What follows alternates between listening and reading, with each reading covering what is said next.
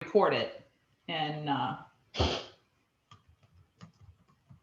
since I dumped everybody out, there we go. Okay. All right, so here's my share screen. So the screen should look just like your in the weeds screen, Bonnie. I do believe. Okay. All right, so come on. Get everything reset so it's all. Well, yeah, I'd love to. Stop fighting with me, computer. Goodness gracious. Here we are. All right. Okay, so we've got our blank screen and we're going to come over here in the ribbon bar, follow my cursor all the way across to insert embroidery. So we're going to insert an embroidery and it brought me right to the last folder I was in. So I didn't have to navigate to anywhere, and I want the PC outline. So I'm going to double click that so it brings it in, or I'm going to highlight it and click open. And so now we have a group again. Does everybody see we have a group again? And this group has 4 pieces. It's got the color change for the start, then it's got the running stitch for outside the P, it's got the circle that's inside the P, or the hole, and then it's got the outline for the C. So I'll let you guys go ahead and load that into your screen as well. And then we'll get started. Ouch.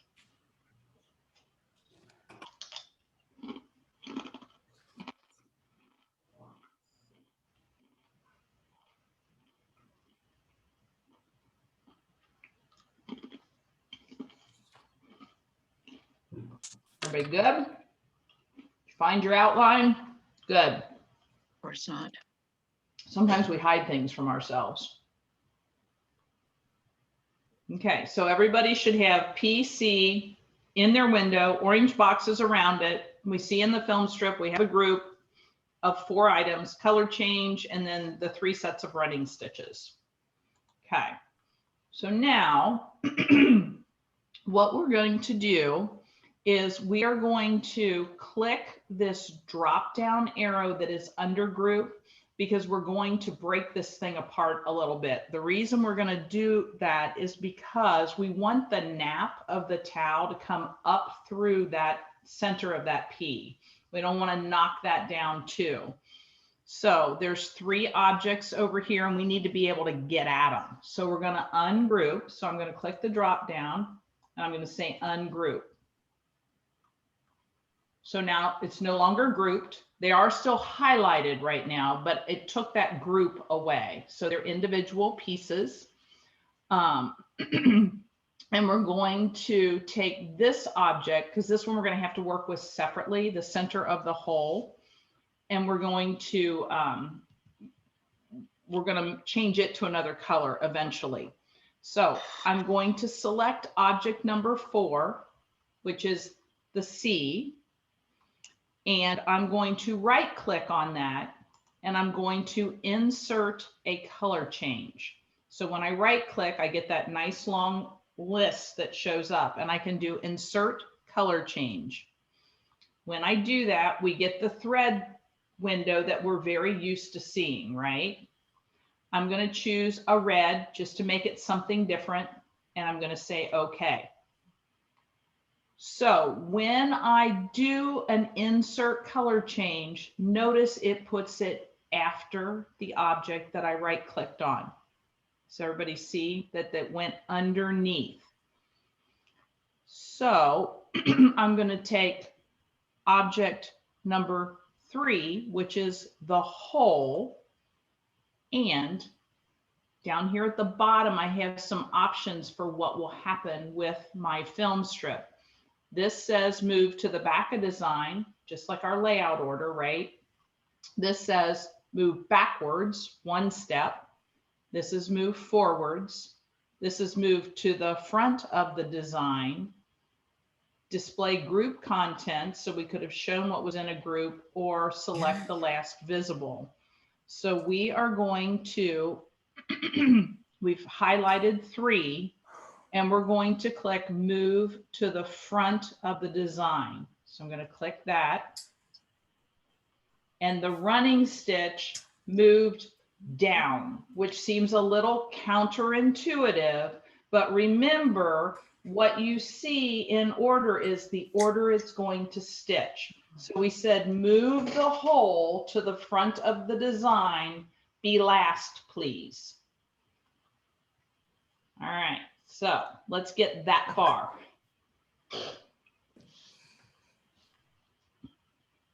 So we're starting with 87 and we're going to ungroup. Then we're going to click on object number 4, which was our hole. Or no, I'm sorry, was the final running stitch. And we're going to insert a color change.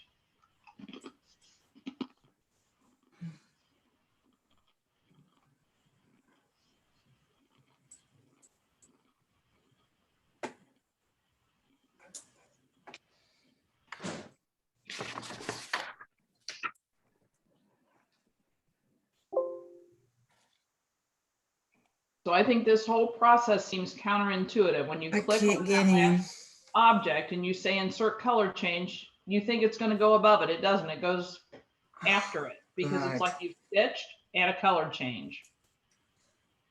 I am in a pickle. I am too. I've lost everything. Who lost everything? Who said that besides Bonnie. Bonnie, what do you mean you Yep. lost everything? What does that mean?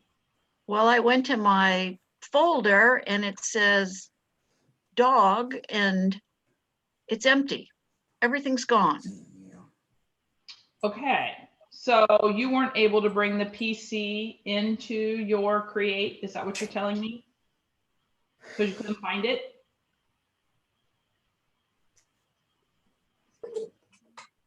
That's correct. Okay, so what I want you to do is I want you to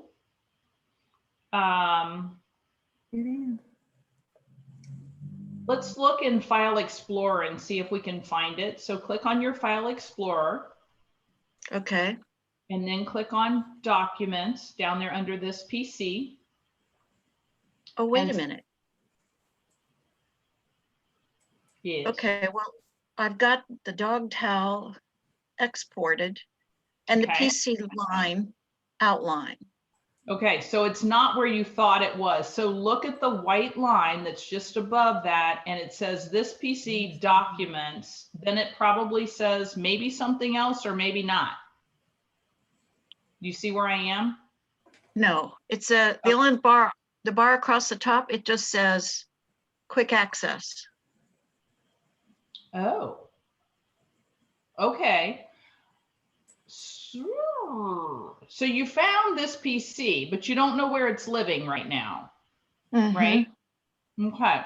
Let me show you something so that you can figure out. I want to show you how to get out of those Brother. weeds. Common problem. Let me share my screen. Okay. So for File Explorer, yours currently says quick access up Yes. here, right? Yes. Okay. Yes. So over here on the left-hand side, see how I've got quick access is over here and that there's a bunch of stuff under it and that's places I've recently been. So you did discover your PC, but if you click on this little guy, that little caret thing, that closes quick access and then you see everything that's under this PC. So if I click on the, I'm just going to back all the way up to this PC, then I'm going to click on documents. Oh, don't start the green line garbage, knock it off. Okay. So when I click on documents, and if I truly cannot figure out where I put this, like if I click on Premiere Plus 2, I can see that class May. I don't know why it's going to icons there. Let's do that. Class for May today. And then I open that, I can find my PC outline. And I know that it's in this PC documents, Premiere Plus 2, class May. But let's say I couldn't find it. And I'm like, I don't know where this thing is. So I'm this PC and I'm in documents. I can type in over here in search PC and it'll show up. over here under my search, PC outline. Hallelujah, there it is. Oh, okay. Okay, so that's a way to go hunt for things that didn't land in the folder you thought they were going to land in. So I how can- do I move it from there to the correct folder? Okay, that's a great question. First of all, we need to know where it is. PC outline. Mm-hmm. Come here. Oh, it's opening it for me in Premiere. Because that's the one that you had highlighted last Yeah. versus the Class May. I didn't mean to, I wanted to show her how to, once you find it, I can see that mine is in Masterclass Spring, so it'll probably tell you where it is. Is it telling you where it is, Bonnie? I have to look. Hang I'd on. probably have you blocked.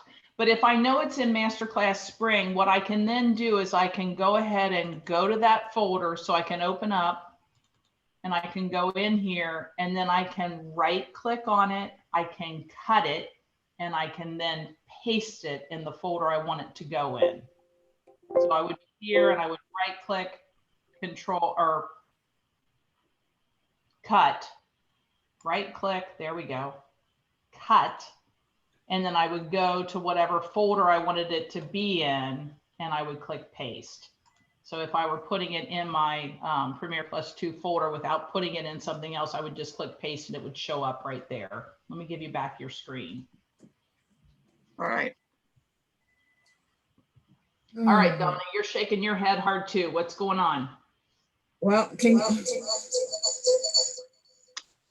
well, I had a hard time getting back in, Okay. and it just, I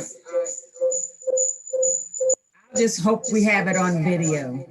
I'm gonna, Katie is videoing. Katie is videoing. oh boy. You should be able to go down to the bottom of your screen and find your folders. They all should still be open from before lunch, unless you close things down. So Bonnie, did you find your cheese? Something was hurting. I'm not sure. Okay. Can I just drag and drop? I'm confident in that. Yes. You can. Okay. As long as you don't sneeze in the middle of the drop and then you can't find it. But you know how to search now, so it's okay.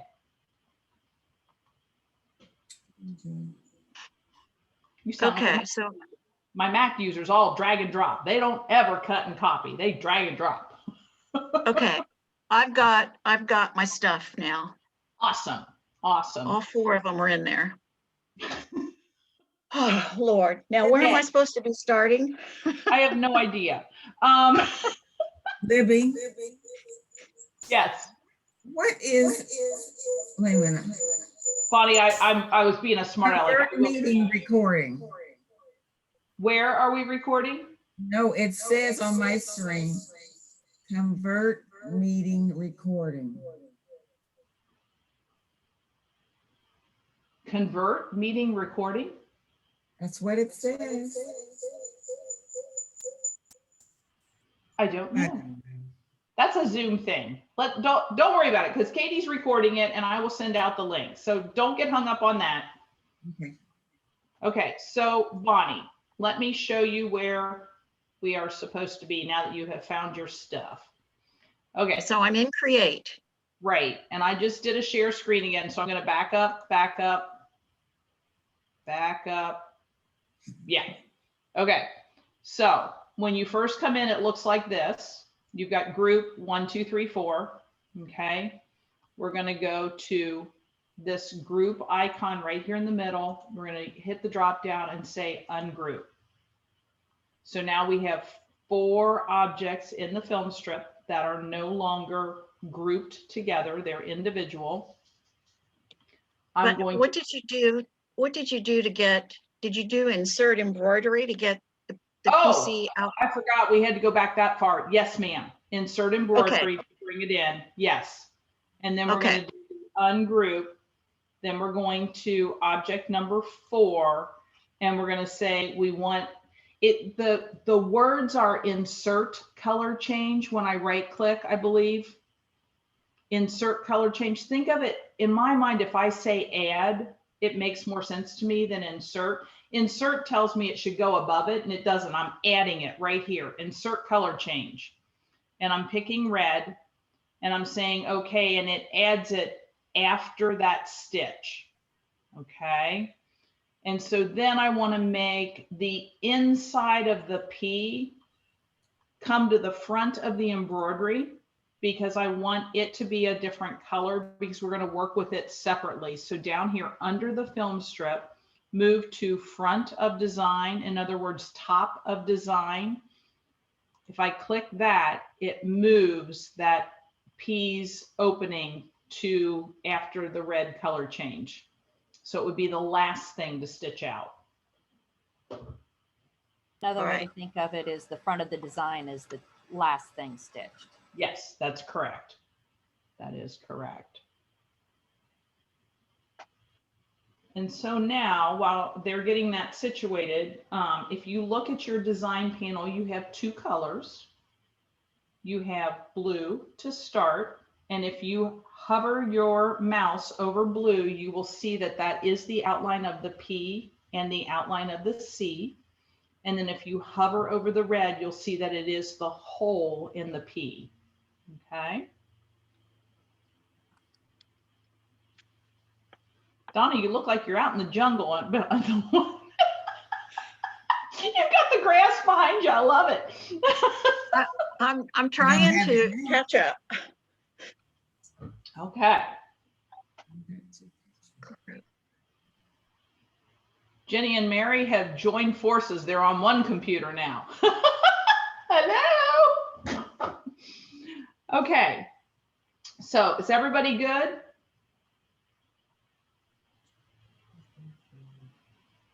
Yes. Bonnie, how you doing? I'm on 88. Okay. I'm step 88. Okay. So you're clicking on object number 4. Mm-hmm. Then you're going to right click and use the insert color change in the drop down list. And that's where we made it red. Yeah, just pick a red from the pop-up menu. We just want it to be a different color and say okay. Okay, got it. And then click on number 3, which is the hole, and tell it to move to the front of the design, which is the down triangle with the line under it saying move to front. Oh, wait a minute. Down triangle. Where's that? Underneath the film strip. See how you've got controls underneath the film strip Oh. down at the bottom? Okay.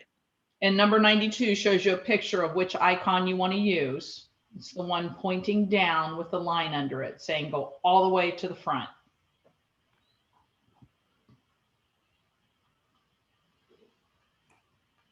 Okay, so it should say number 5. Number 5 is the running stitch. So 1 is the blue color change, 2 is the P running stitch, 3 is the C running stitch, 4 is the red color change, and 5 is the hole, the inside of the Okay. P. Okay. Got it. Yay. Okay. So Sorry to now- hold everybody up. we all get tangled up. Don't worry about that. I mean, again, we are in foreign territory here, and it requires kind of a change in thinking. I know sometimes when you guys want to take something out of a design, I have you uncheck things and delete what you do want and then bring it back. And that is a backwards thought process too. So it's just a matter of getting that kind of in our head. Okay, so what we're going to do now is we are going to uncheck mark over here, because we can do that when we're in create the red color. So now we've got the P and the C, okay, without the hole. So I'm hiding the red. I didn't delete it. I just hid it from myself. So now I want to change the global properties, meaning the properties for both P and C. I want to change global properties and make them be the same, because we want to do the same thing to the P and the C. So I'm going to right click on either one of these. It doesn't matter, because then I'm going to come all the way down here, and instead of using properties, I'm going to use global properties.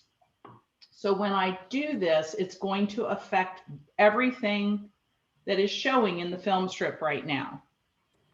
So I'm going to come up here. I'm going to do it in order this time. I'm going to click on the running stitch, and I'm going to say, I don't want a border line. I don't want one.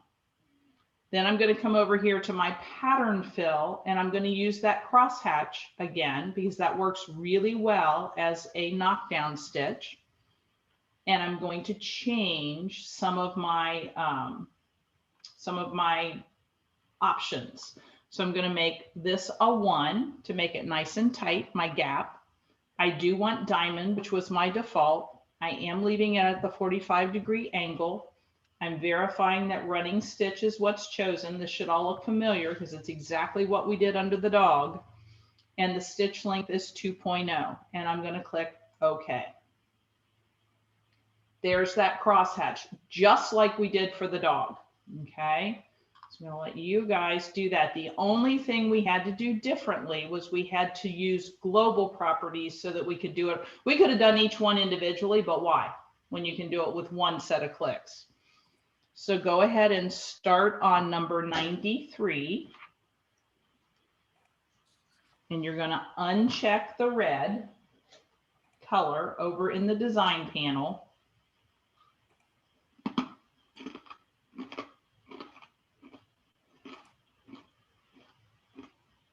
And then change your global properties.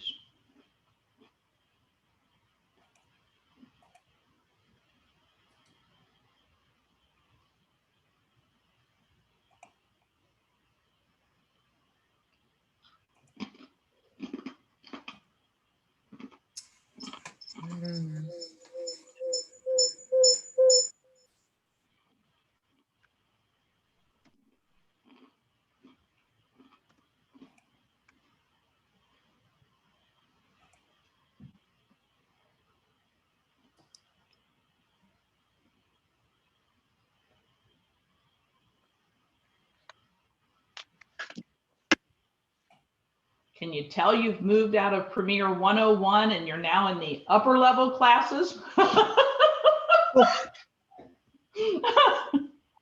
We're no longer in the freshman classes anymore.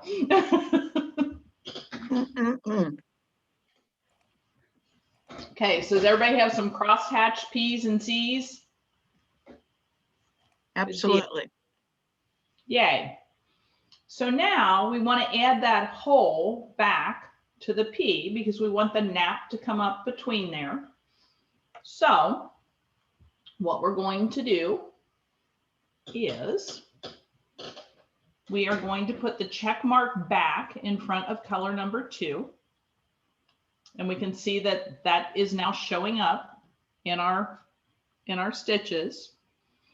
And we're going to change the thread color for number 1 just to make it a little bit easier to see what we're doing. So I'm going to come over here and I'm going to go ahead and change this blue to a white and say okay. So now I can really see my red outline, right? That's why I did it. It's not the color that I'm necessarily going to stitch it out in. I'm just making it easier for myself to see what I'm doing. And then I am going to really zoom in by using my zoom to rectangle. So I've clicked on the tool, see how it's highlighted. My cursor changed to the magnifying glass, and I'm going to drag a box around what I'm going to work with to make it nice and big so I can see what I'm doing. And I'm going to let you guys get that far. I don't want to go too many steps at a time right now. So put a check mark back in front of color number 2 so you can see the red. Then double click on 1 and change it to white so you can see what's going on. And then do a zoom to rectangle and get that outline for the center of that P nice and big on your screen so you can see exactly what you're doing.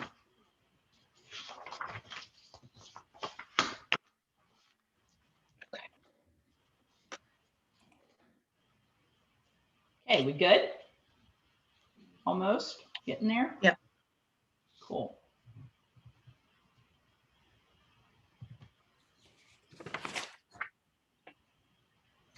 I don't want to take anybody's screen away while they're still working.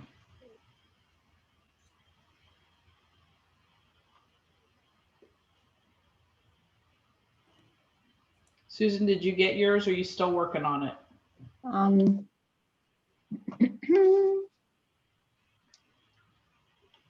I have it. You have it? Yeah. Great. Okay. Okay. So now what we're going to do is we are going to go to the Precise Create tab. We've got Quick Create, Freehand Create, and Precise Create coming across the top. And we're going to click Precise Create. And then we get some options across here. This is where you can do Richelieu bars if anybody is interested. I wanted to do those forever, and there used to be like a workaround. It wasn't an icon. I was like, it's here now to make it easier. But anyway, we've got the fill area and line here. Then we have enhance. So this is an area where we can enhance what we're doing. And then we've got the different kinds of stitches. We are going to click on hole because we want to make a hole. Okay, so I'm going to click on hole. Notice that that is active. When I pull away from there, you can see that my cursor now has a tool on it. So I'm going to click and put points around this area that I want to eventually take away. To make a crisp corner, I'm going to hold Control and click. That made a box instead of a circle. And now I'm going to click my circles or click my points coming around. And I am following this outline. I got to another spot where I have a sharp corner. So I'm going to hold down my Control key and I get my box. Okay, this box. Some of you may miss a little. You can grab it and slide it if you want. However, I just grabbed it without holding Control and it turned back into a circle. So I'm going to hold my Control key and click that way. Okay, when I'm finished outlining, I have to tell my cursor I'm finished and I right click to, I thought I right clicked to drop the tool. Right clicking completes the whole, I'm sorry, and then right click a second time and it lets go of the tool. Got ahead of myself. Okay. So you're going to go to your Precise Create tab. And in the Enhance area, you're going to click on the hole because we're trying to make a hole. Use the Control key to make a sharp point and then click your way around that red line to define the hole. And then when you right click it, the cross hatching goes away from underneath. And when you right click a second time, it gets rid of the tool.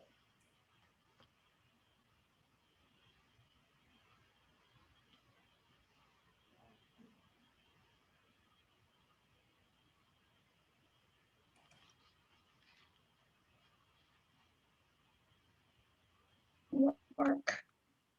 Libby, I have a question on, I'm on 102 and the film strip selects the crosshatch fill for letter P, but if I click on it on number 2, right?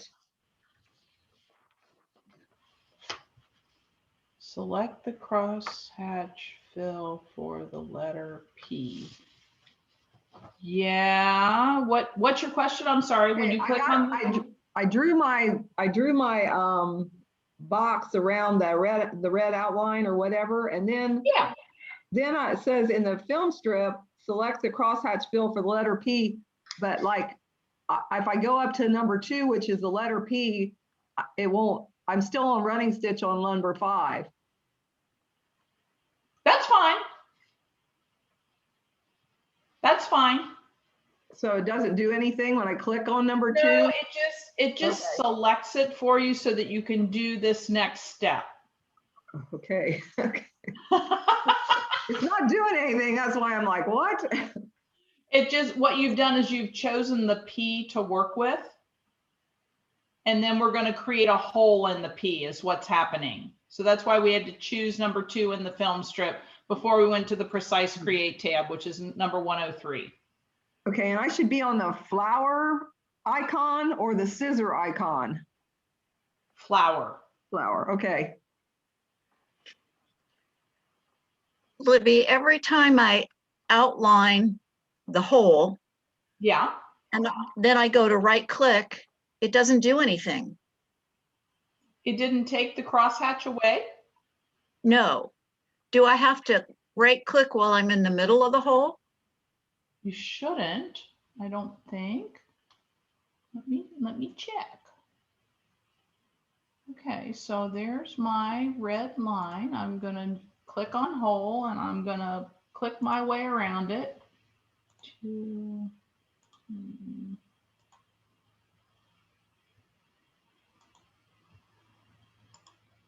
When I right click after I've outlined the entire red, then the white stitching goes away from the center of the P. And that's not working for you? No.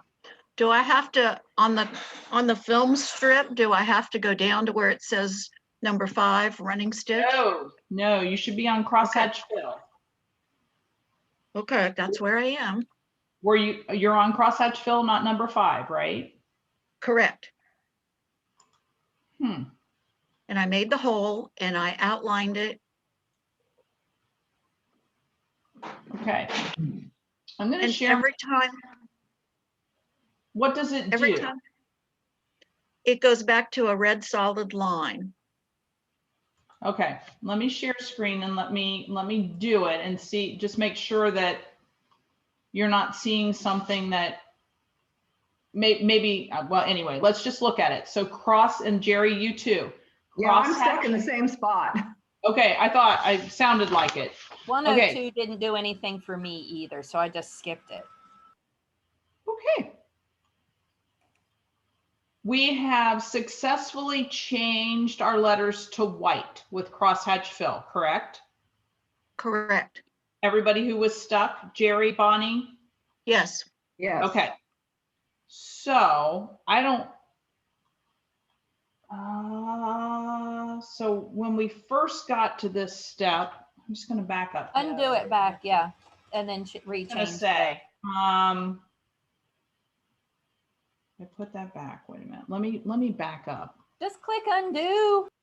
I am. All right. All right. So this is where we was right here. We had our blue letters, right? Yes. And we came over here and we put a check mark back in number 2 so we could see our red line. All right.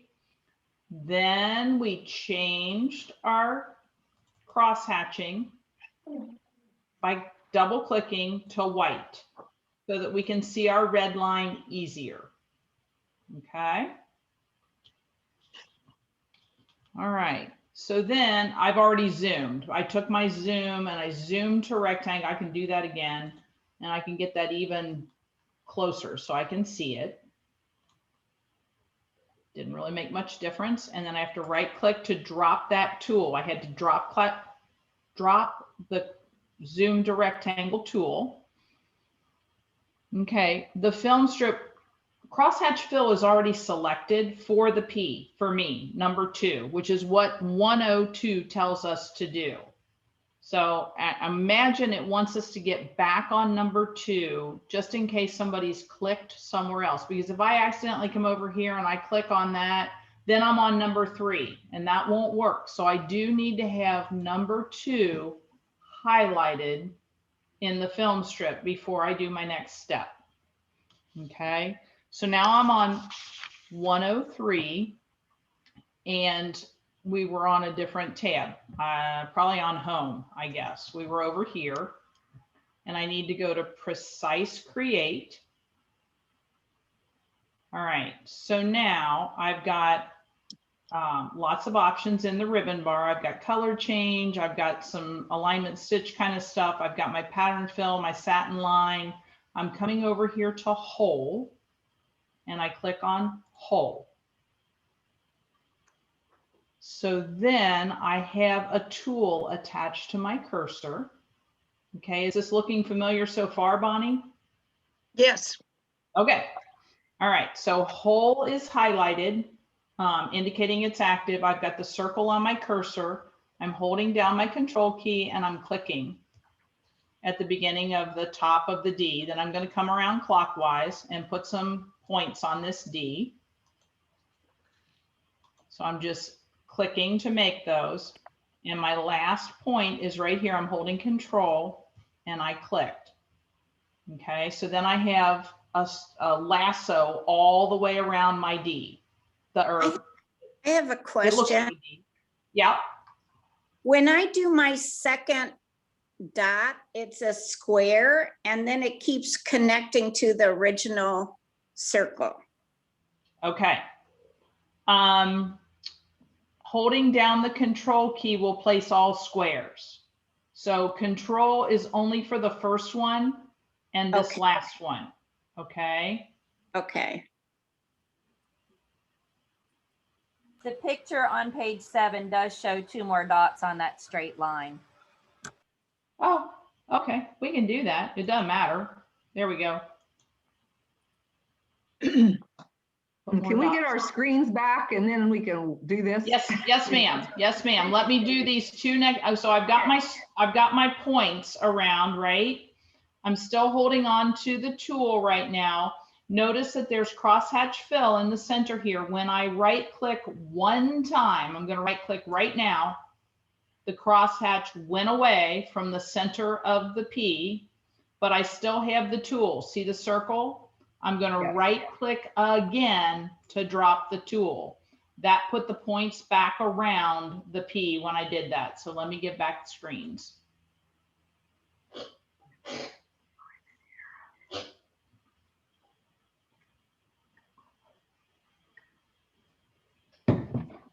I don't know where I am. Mutter, mutter, mutter. Oh my gosh. So what are you looking at on your screen right now, Jerry? I back to the blue and with the red hole in the center or whatever. Okay. So I need to put a check mark in front of color number 2. Put a, it's got it.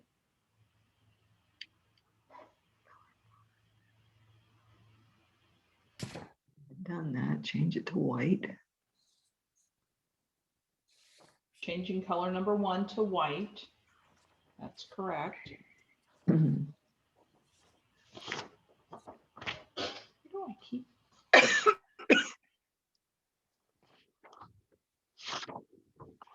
Libby, I just keep going around in the same circle. Okay. I keep getting a double line, even though I'm not holding the control key down. I'm getting the line back to the original. It's a lasso, and adding the points will eventually make it fit the shape. Does that make sense? So Yeah, but like, when I do my second one, it connects. When I do my third one, it connects to the original also. it will Oh. keep your points all the way around, and it will eventually morph to the shape that you're after. Okay. Now, Libby, Bonnie- how do we make our hole smaller? Because I've got it so big that I can't even get a lasso around it. Do snap to fit, which is down there by your the zoom to rectangle. It's not called Okay. snap to fit. It used to be Zoom to fit? Is that zoom to fit? zoom to Okay. fit. Okay. All right. Now it's really tiny, but I can do this. Well, you can use your magnifier again. Click on the tool right next to it and just drag a box around the red circle, it looks like a D. Just to bring it in a little closer so you can see what you're doing. Okay, and then we go off of it and right click twice to get the magnifier off. Right click one time to get rid of the magnifier. Okay, Now go to the Precise Create tab up top. okay, Click on Whole, which is to the right of Precise Create.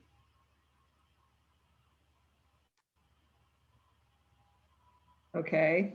Okay, so now you want to click on the red outline all the way around it. You want to click points on there.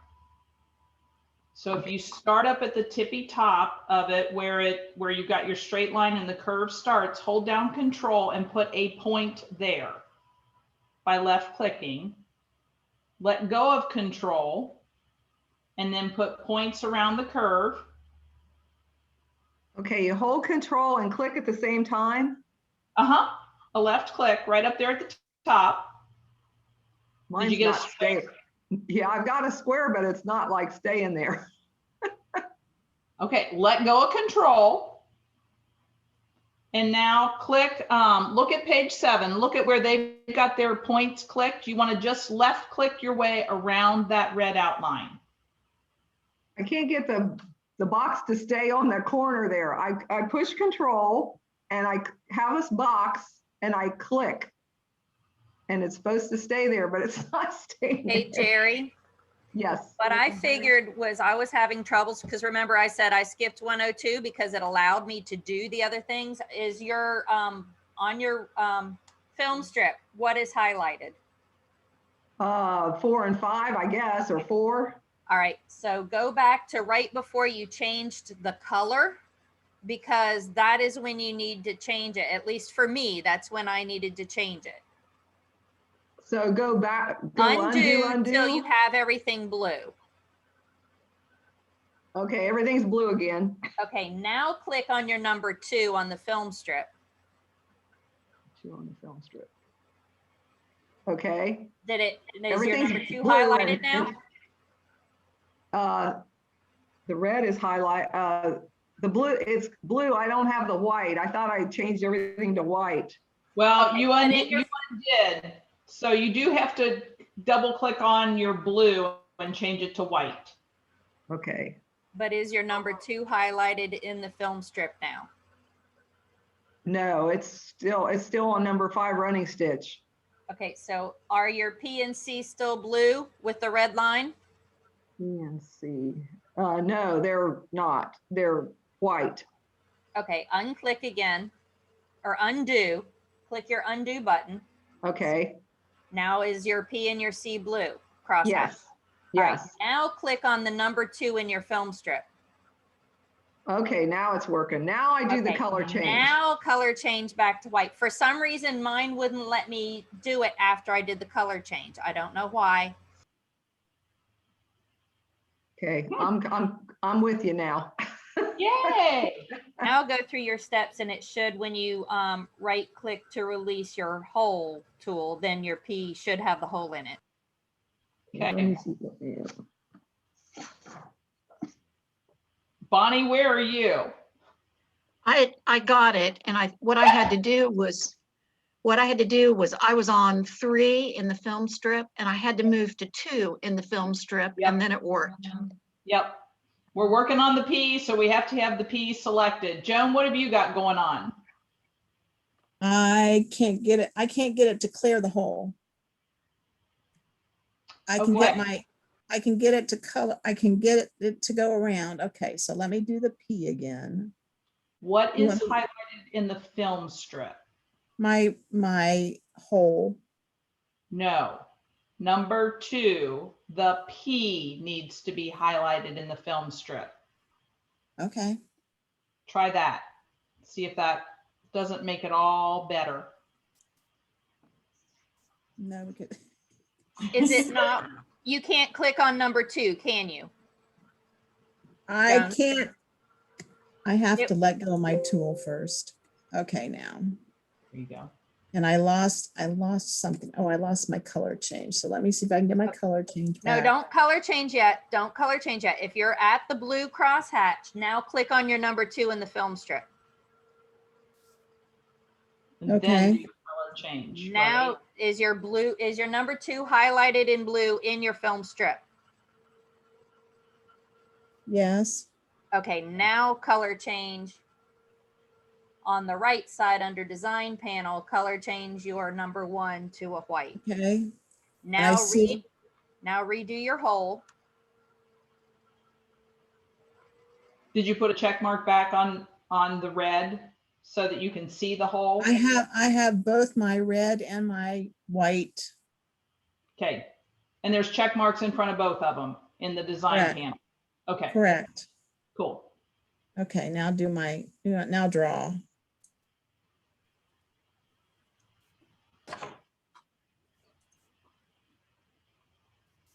I knew something was going on because you were just having a party over there laughing. I can't help it. What can I say? It went away. Thank you. Yay. And bad news bears, it went away visually, but it's not gone yet. We still have a little bit of work Okay. to do. Just so everybody knows. Okay. Okay, So I have one last question. I still have number 1 is being white and number 2 is being red. And they're both check marked, correct? correct. That Okay, is all right. You're right where you belong. Okay. So now if we look at number 109 on page 7, it tells us that we are going to, we are going to uncheck color number 1. I think part of the confusion is coming in that we have numbers over here and we have numbers over here. So we've really got to pay attention to which side we're working with. So in the color select box, see where it says color select right here, we need to uncheck mark color number 1 to temporarily make it go away or hide it from ourselves, if you will. So now we're going to go home to the home tab and we're going, we did this before. We're going to select all visible and it puts a box around that inside of that P. We are going to notice that's what's showing in our film strip over here. It's the red and the running stitch for the hole. We're going to delete it. We don't want that. Go away. All right. Looks like we've lost everything. We have not, because over here in the color select side of things, we still have our white. I'm going to put a check mark back in front of that. And there, I'm going to also zoom to fit. There is my P and my C truly with that hole in the P. There's no more red over here. Remember, we used the red so we could keep track of it. We got rid of that. Okay, so let's do that. So we're on 109. The color select box on the right has a white and a red thread. You're going to take the check mark away from in front of color number 1. You don't want to see the white cross hatching right now. So take the check mark away, then go to the home tab, then select all visible and delete that. So you've gotten rid of if you're watching your film strip, you're getting rid of the red color change and the hole. And then put a check mark back in front of your white over on the right, and you've got your P and your C. Okay. And I realize now where the trouble was coming in, because we had numbers on both sides of the screen. We had numbers on colors and we had numbers on the film strip. And so we were having trouble with which side of the screen we were to be on. Okay, so I'm going to show you the next step. And that is, we now have this P and this C here with our crosshatch fill. We are going to use this copy drop down again, and we're going to say drop down, and we're going to copy the embroidery.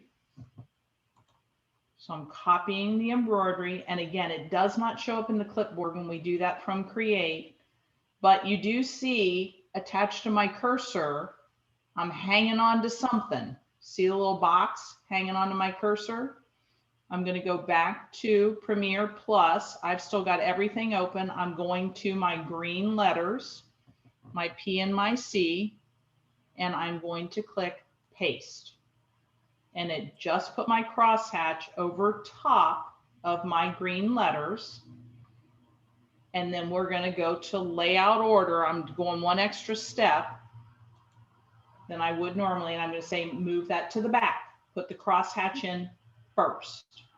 So now it's under my P and my C with the cutout for the hole in the P. So you're on 114 on page 7, and you're clicking the drop down arrow underneath copy, and you're going to copy the embroidery. Then you're going back to Premiere Embroidery, the P+, and you'll paste your crosshatch and it'll drop right on top of those letters. Then you're going to go to layout order and move to back.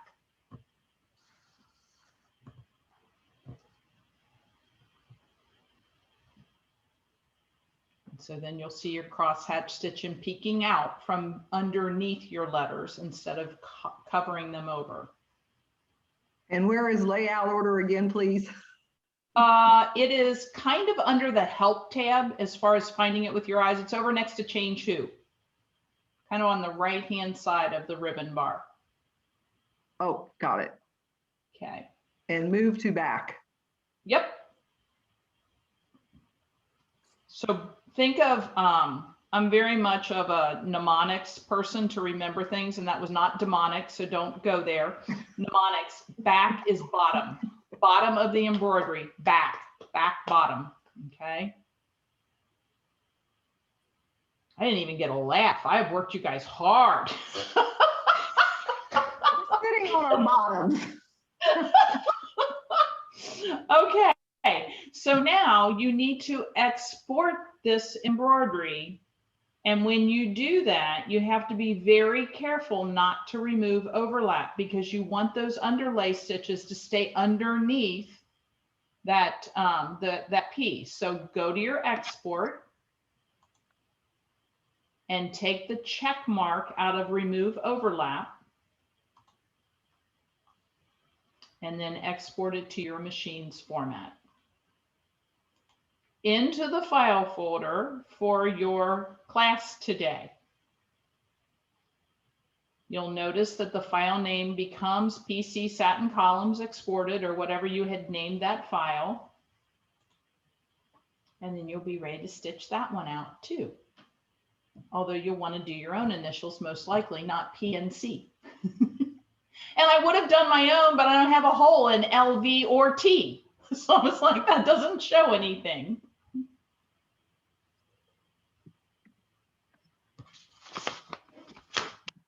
All right, how are we doing?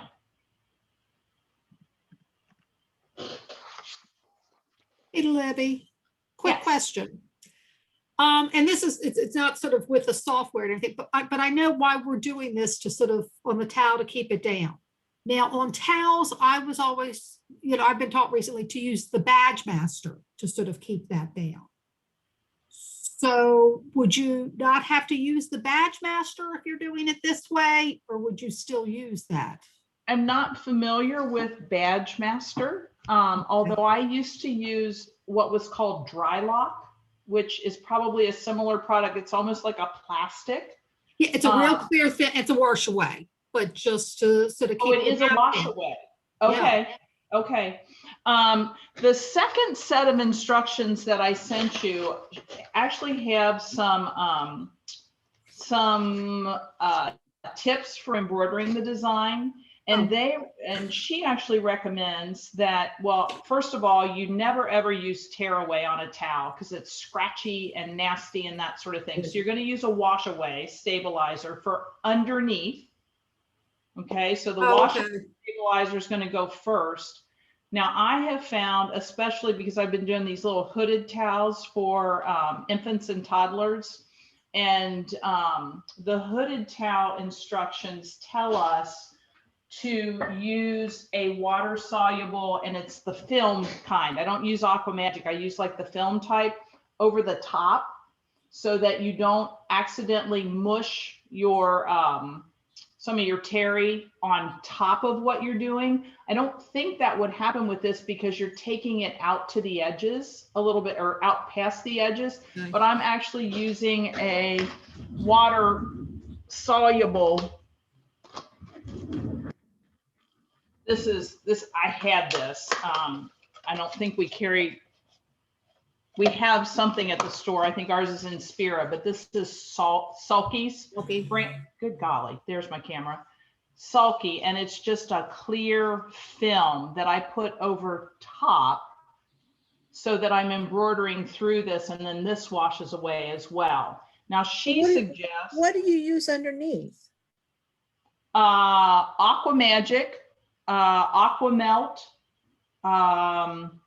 It's almost a fabric wash away, because I feel like that gives more support. This isn't enough support for me to be my base layer. No, I understand the difference. I missed what you said to put on the bottom. I'm sorry.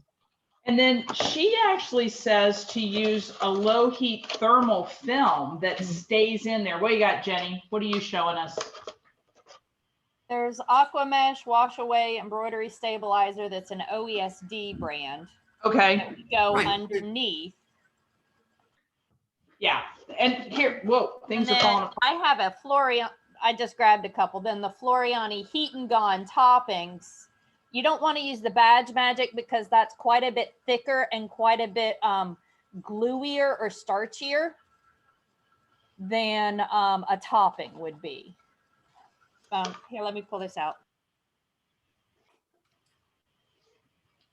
So the Badge Master is more for under like a patch, it sounds like. Exactly. That's what it was made for.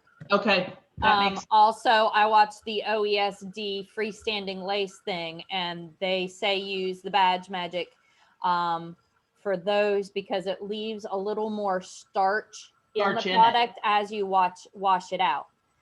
But I remember hearing that you want to use a Heat and Gone topper so that it stays underneath the satin stitches. okay. Okay, Jen, maybe that's what I get, because then I realized I do have also, I've got the Badge Master and then I've got the Heat to Go. So maybe it was the Heat to Go Does that it- I was using on top. Does it say I have heat done that. removable topping? It's real thin. Yeah, I mean, One it's the side's OSD. funky, the other side is smooth. Yeah, Yes. Okay, yeah. yeah. So that's probably what I was, okay, I was just curious of, No. And well, What I'd be doing that's with great this. because it's great to know how to design, but if you don't know how to get it to the machine and have a successful embroidery, that's no fun either. That's for sure. Let me show you what our next, and I actually left it in the hoop so that you would be able to see. This next one is a different type of embossing. So this one, and I've left the stabilizer on it for right now. What this does is it does the embossing around where the letter is going to be, and it lets the pile come up for the letter. So this is the plushness of the towel. It's got that lightweight, sulky stuff on top, that film. So I can tear that away and it'll wash away as well. I use my magnetic hoop because I love that for towels. And so that'll actually come off and it would wash away, or I can tear it away. So now you can see that's the pile of the towel making the V. Okay, so we're actually embossing a color around it and letting the towel make the letter. And I've used the Aqua Magic underneath, and it's white on white, so it's kind of hard to see, but I'll cut away as much of this as I can, and then I'll just wash the rest away, and that'll be gone, and then the towel will just be very soft. Libby, you Okay. need to show us your hoop because I've never seen that kind of hoop with those buttons before. Oh, these are magnets. So, ouch. They're very strong magnets. So this is what my hoop looks. I'm fighting with my magnets. Don't use your magnetic hoop for applique because it snatches the scissors out of your hand. But this is just a metal hoop, and then the magnets go on the corners. Oh, fascinating. And so I don't have to shove that towel down into a hoop. I just lay it on top, which is delightful. You can also use, let me go get something else real quick. Okay.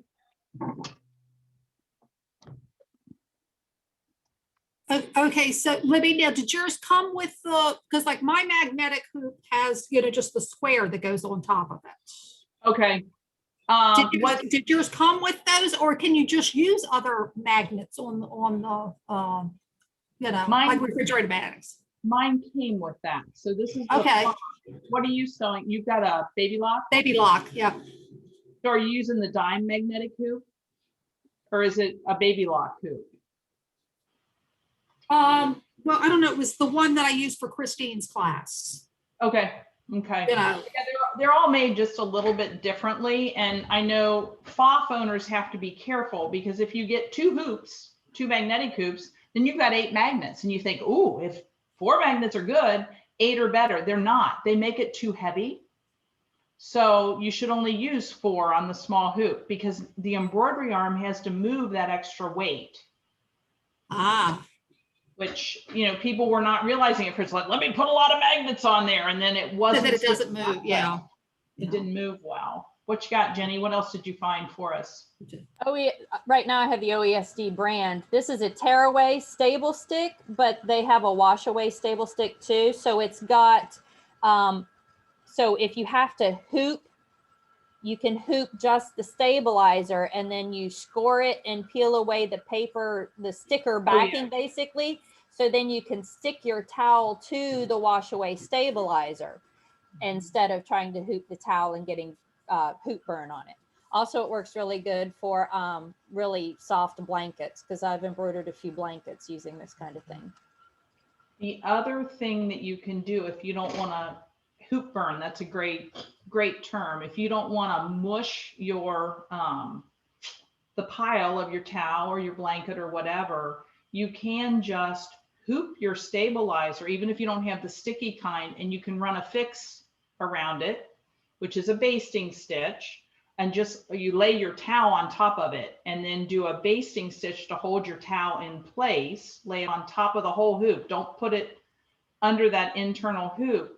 And then when you get ready to take that basting stitch out, do it from the back while it's in the hoop before you take the towel or the stabilizer out of the hoop, because then your towel is protected from your seam ripper by the stabilizer.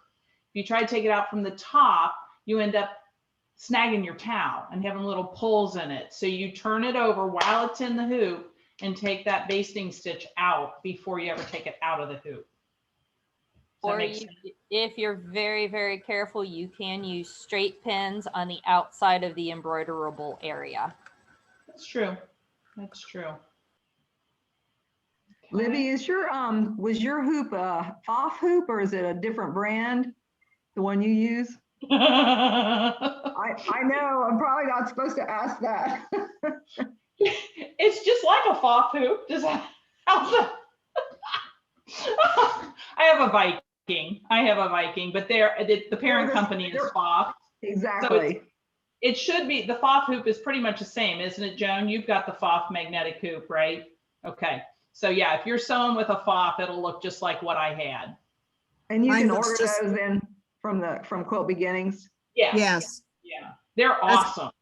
yes. And be sure, I don't remember the sizes, Libby, but the sizes that are kind of a medium to large were the best ones to get. I have 2 and I have the FOF. Can you tell her the sizes again, Libby? I'm going to guess they've come out with more since they came out with the originals, but FOF and Viking can use the exact same hoops. So there's a 180 by 130, Yes. which is a nice, It's the smaller side a little bit, but it's still a nice size. You can get a lot of stuff on there. And then the 240 by 150 is just the workhorse. 240 by Yes. 150 fits almost everything. It really And does. I bought both. Okay. And then Jenny, that's a baby lock, or is that the dime? This is the dime made to fit a baby lock. So Okay, who made yours with the button magnets? that's a FOF product. That's a FOF individual product. Okay, now I understand. FOF Viking, yes, yes. So, but yeah, these dime ones work really well too. They come with a blank. Lost it. I love my magnetic hoops. If I can get away with using it, I am happy, happy, happy, because you're not struggling to get stuff in there and get, you know, the hoop burps with the bigger stuff and all of a sudden the inside's out and you're like, daggone it, I thought I had it all lined up and now I don't anymore, and that kind of thing. So the magnetic hoops are delightful except for applique. I was doing a big applique project and had thought, oh, this will be awesome. I'll use my magnetic hoop. And once I had started, I was stuck. I had to finish it in there. And I'm telling you what, the magnets are strong on these hoops. So it was not a lot of fun, that's for sure. All right, let's jump into this other embossing technique for textured surfaces. I think it's kind of a fun one. And so I already had you reset all modules earlier. So we are going to play around in Configure and make some changes. So I'll show you what we're going to do. And I think it's kind of fun to see it this way. I'm going to do a share screen. And so here's my P and my C. I think I exported that. Might be worth a double check just to be sure.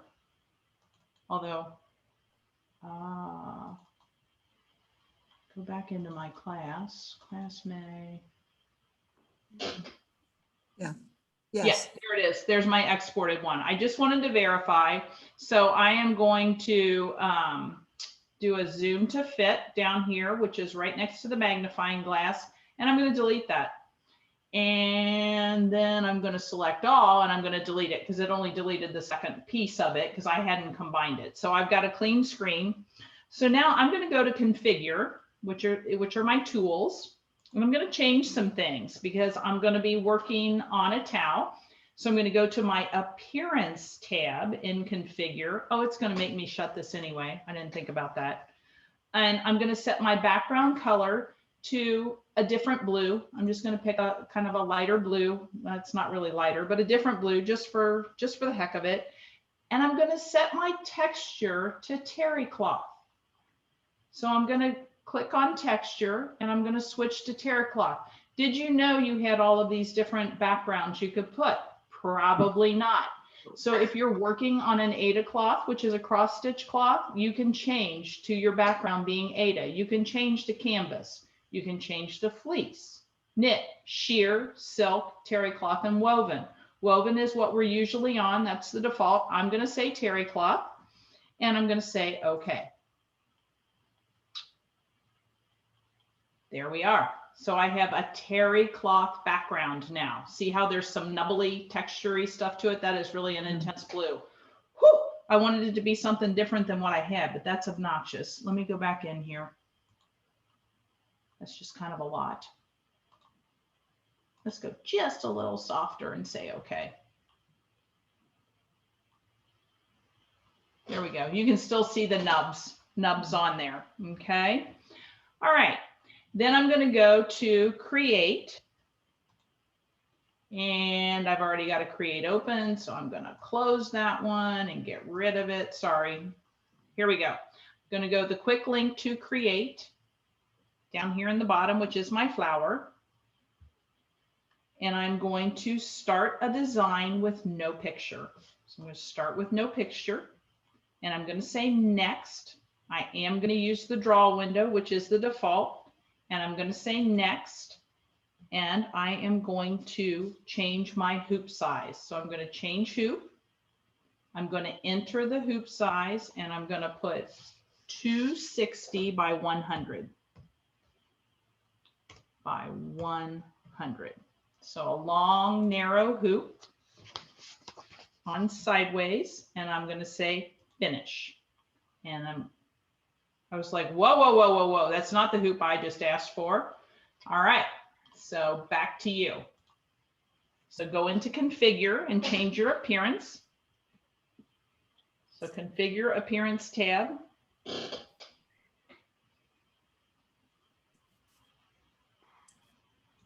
Texture to terry cloth, so you can see some nubbleys. I didn't know. Say okay.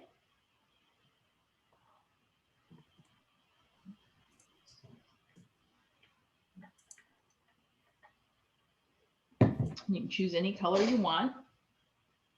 And then use your quick link down at the bottom to go to Premiere, +2 Create, which is the flower.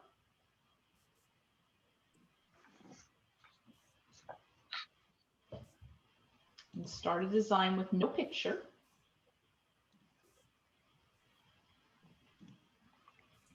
We want the draw window, which should be the default.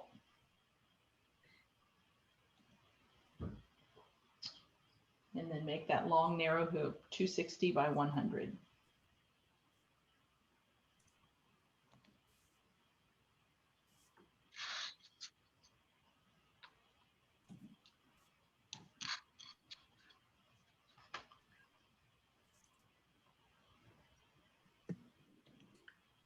Everybody good? Nope. So Okay. Libby, Yeah.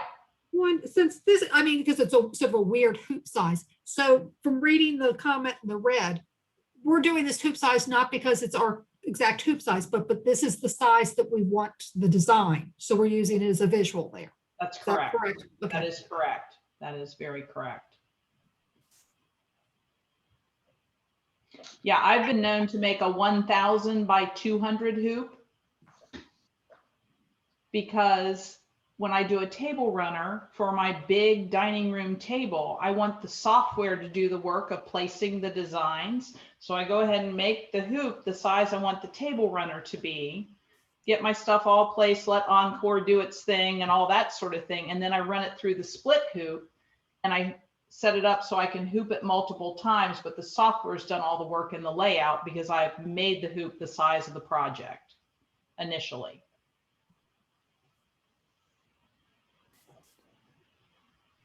You'll have to teach us that one time.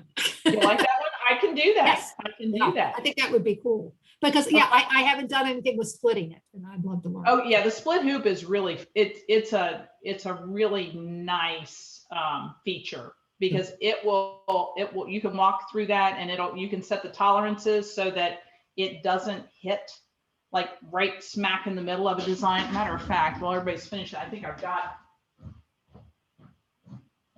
one of those right here.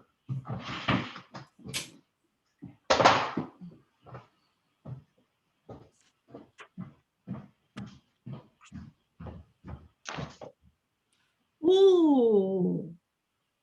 Oh, how pretty. Oh, I love that. So yeah, we set that up and then ran it through the split hoop. So these are Encores. And then we encored the Encore down the center of the tablecloth or table runner Runner. and ran it through a split hoop and made sure it did not split in the middle of a flag because who wants to line it up that tight? No I think, thanks. yeah. Oof. And then we had some fun Americana nice. fabric at the time and yeah. All right, everybody good? Everybody stop Yeah. shaking their heads because I was getting some of this. What you got, Jerry? I'm trying to change my hoop size. You're working on, I'll put under universal, see if that'll work. oh, or you can click and put the size, the measurements in under inner hoop size. Yeah, Down at the that's what bottom. I'm trying, I'm trying to do here. It Okay. wouldn't, it wouldn't click. It was page. like, okay, 260 by 100. Got it. Okay, so now we're going to go another place we haven't really gone. And we're going to come over here to our file tab. Well, I guess we have used it, but we've never gone to preferences, or at least not in a very long time. We use it to export or to save or save as. I'm going to click on File, and I'm going to come down here to Preferences. And so Preferences allows us to make some changes. When we're creating stitches, it's telling us we're going to tie off before and after trims. Good idea. We don't want it to not tie off, because then all of a sudden you have things unraveling. Felting needle, if you were doing something there. So there's some things here. Up here at the top is color tolerance. We're going to be working in all one color with what we're doing. So we're going to turn that off. We're going to uncheck color tolerance. And then we are going to go to our View tab straight from here. And we're going to change our grid size to 5 millimeters. So Jenny is the queen of changing grid size. She was standing over my shoulder many years ago at this point, and I was trying to get some things to line up, and I was struggling. She goes, well, why don't you make your grid size a little smaller so you can tell what you're doing? I went, oh, what a brilliant idea. Why didn't I think of that? So we made the grid size a little bit smaller. That way, when we use the grids, we can get tighter to the edge, but still have markings to do that with. And from there, I'm going to click on the, no, I'm not. I'm going to let you guys get that far, because this next one is another chunk of information. So you're going to go to File and Preferences and take away the color tolerance.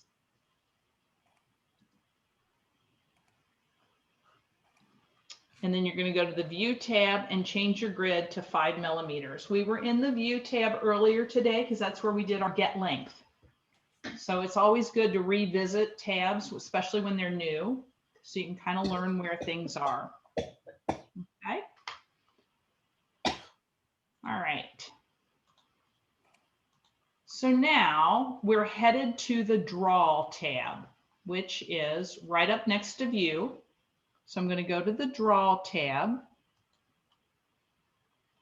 Now, in the Draw tab, we kind of have some new pieces of information. Over here is Color Select Lines and Fills. Okay, and then we have Quick Colors.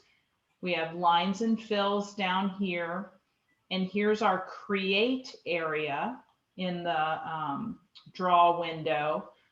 If I hover, we can freehand draw, we can polygon draw, which means we're setting points. We can use shapes. We can use mini picks to add small drawings. And then we can also do lettering. We're going to work with shapes and lettering today. And so I'm going to first choose a color, and I want it to be the same for both lines and fills. So I'm going to left click on a color, and I'm gonna use this lavender just because it's light and I think we'll be able to see it okay. So I'm over top of it. I'm going to left click on it. Notice my lines just changed to that light purple. Sorry, it keeps doing that. So that happened when I left clicked on the purple. Now I'm going to right click on it. I want you to watch the bottom of that box at the top where it says fills. My fill just became the same color. So left click does the lines, right click does the fills. There are times when you want them to be different, but for today we're doing lines and fills the same. And so we've changed up here to the light lavender or light blue, pick any color you want. And then we're going to come down here to our shapes icon in the create box. We're going to click on shapes. We are going to use shape number 1, but I want you to see that there are a bunch of shapes that you can play with for this embossing. You can do some really fun stuff. Okay, there's, I think, 60 some odd, 75 different shapes. We are going to use the box. And then we're going to use the second item here, which is draw from corner. So I'm going to highlight the second tool. And when I do that, I now can take my cursor over, one box in, one box down. I'm going to left click just like we do when we're zooming, and I'm going to drag, and it makes a box. I'm drawing a box from the corner is what that icon means. So I'm going to drag that over, one box in, one box up from the corner of my hoop, and let go. And now I have a box. Okay, so there's a rectangle that's almost filling the work area. We have to right click to end the command. So I'm just going to right click. Notice the command went away. There wasn't something hanging on the cursor, but the command went away. Yeah, okay. Stop share. Okay. So you're going to the Draw tab up at the top. And then you're going to select a color to use for your lines and your fills. So you'll left click on the color to make the lines change over there on the right. And then you'll right click on it so that the fill matches it.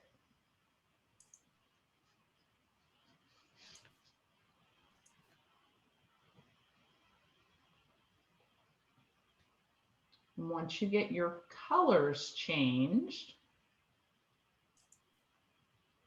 you're going to go to the shapes icon, the triangle, the box, and the circle. Okay, which one's the shapes? Okay, so over where the colors are, underneath the quick colors, we've got lines and fills, then it says create. And underneath create is the triangle, box, and circle. And you're going to click on that. Okay. Okay, we are going to use the box, which is number 1. So the shape is fine, but we want to select the second drawing tool, which is the draw from corner. That's where the X is in the upper left and the arrow is in the bottom right. Click on that. Okay, is that in that box? I see like number 1, number 2, number 3. Okay, so you've clicked the drop down. So go ahead and click on the square. Click on number 1. Okay, And now you've got 2 little icons under it. correct. You want we the want the second one. Second one, okay. Yes. And that's So- how it starts drawing. Yes. And then you're going to go up in the upper left-hand corner, one box in, one box down. Click with your left mouse button and drag that all the way over to the bottom right so that you're one box in, one box up, and let go.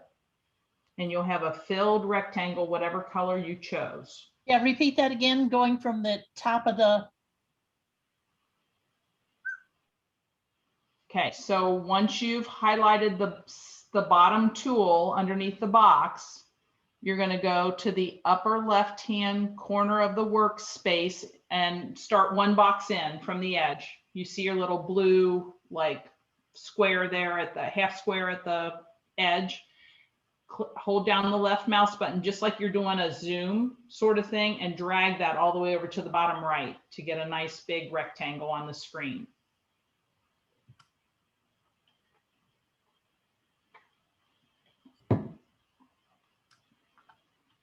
And once you've let go, you want to right click and then the tools will go away over there on that shape icon.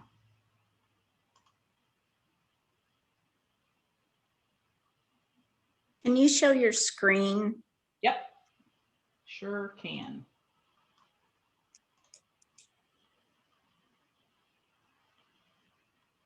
Okay, Okay. yep.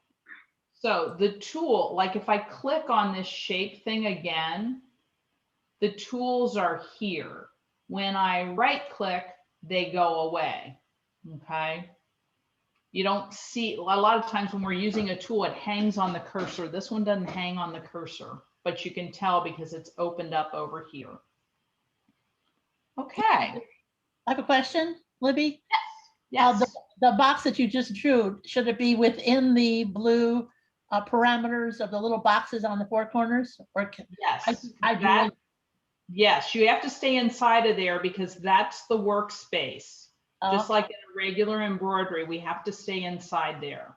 And what happens if you got too ambitious and you're beyond that? Then I would undo and do it again. Okay, you see? Is it cold in Columbus today, Jenny, or are you showing off your mix it up? Both. Oh, Get it quilted yet? it started. I've got a lot of safety or pins in there, but Okay. All right. It's a graduation gift for her son. She did it in scarlet and gray. So let me see the back. I forget, you got a minky or something? Is that right? Oh, it's so pretty. Love it. Love it. And he's going to OSU. So that worked out. Nice. Okay, so now I am going to move on to number 28, or no, number 27. I've got this purple box, right? Now I'm going to change my color again because I want to be able to see my lettering when I work on it. So I'm going to left click on this lovely lime green, and then I'm going to right click on it, and then both of those colors up here change to this lime green. You can pick anything you want. And I am going to click on text now, which is the A. And this is where it gets fun. I just love this part. So I've chosen text, it's highlighted. I'm going to click inside of my box because that's where I'm going to put it, a left click, and I get this window that opens up that says create text. And it says Arial. What is that? That's one of your WordPerfect or whatever you have on your computers fonts. Well, guess what? You get them all. You can pick from anything that is on your computer, any of them. I mean, it's just unlimited. It really is. So I was messing around. I'm like, but it doesn't show them to me like they look. So I have a window of Word open where I was typing in the letters in all different fonts, trying to figure out what I wanted to use when I was doing my own initial that I showed you earlier. But for this particular exercise, we're going to use Cooper Black, and it is right there, Cooper Black. I now have the option to make it regular, bold, italic, or bold italic. I'm going to leave it at regular for right now. And I can mess around with the size too. But I want you to know you have access to every font that is on your computer. And I just think that's the coolest thing ever. So got a little excited about that. All right, so we're going to leave it at its default size because we can change it. We're in the draw window, so we're just going to leave it at whatever it came up with. And I'm going to type in the word guest because this is going to be a guest towel for a bath towel. It's big. Remember, we did a 260 by 100 hoop. So this is going to be a big embossing. And it'll take a long time to stitch out, just so you're aware. And I'm going to say, okay. And so it dropped the word guest onto my screen. I'm going to notice it's got lines around it, but it doesn't have handles. I have to right click to get rid of the font tool. Little weird after the other pieces of software where there was always something hanging on the cursor. There's not here, but once I right click, see how I get boxes? It's kind of a normaler thing for us. So I can drag it over. I'm going to go ahead and take it down to the bottom right-hand corner. Oh, it tells us to go to the lower left. Shame on me. It doesn't matter. And then I am going to click on the handle here in the corner. Whoops, what just happened? How did I lose my box? Stop. Oh my goodness. There we go. I ended up with my purple box selected because I was looking down. I wanted to drag it. So I'm going to drag that and I'm going to make it fill my purple box. Holy cow. Holy cow. Holy cow. That's the part that won't get stitched. Remember, my V is what didn't get stitched. The purple is what will get knocked down. And the guest will be part of the nap of the towel. Okay, So now I'm going to let you guys do that much.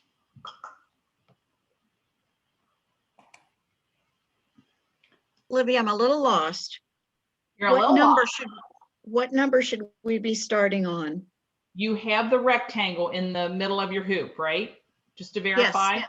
Okay, so you are going to start with number 27, and you are Okay. going to choose a color for the word guest. So you're going to left and right click on a color different than your box to use for the lettering. Okay. Okay. Then you're going under the create portion of the tools, you're going to use the letter A. You're going to click on that and highlight it. And that brings up the text window for you. I don't get a window. Oh, I'm sorry. You highlight the tool. So your A is highlighted. Now you are going to click inside the work area. My bad. And now you get your little window. Okay. And you're going to choose Cooper Black for your font. So you'll click the drop down next to Arial.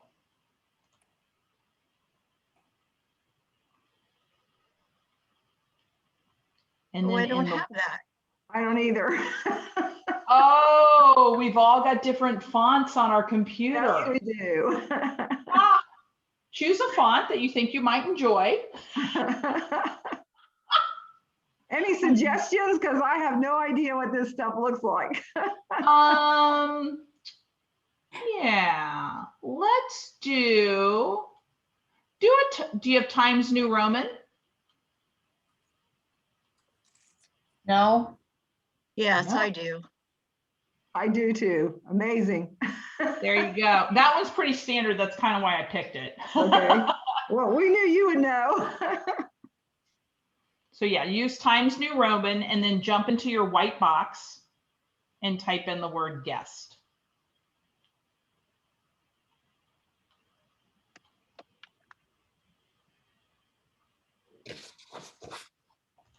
And then say, okay. And it drops it onto the screen. And you're going to right click to turn off the highlight on that letter A, because that is still highlighted right now. So you'll right click and that puts handles around the word guest so that you can work with it.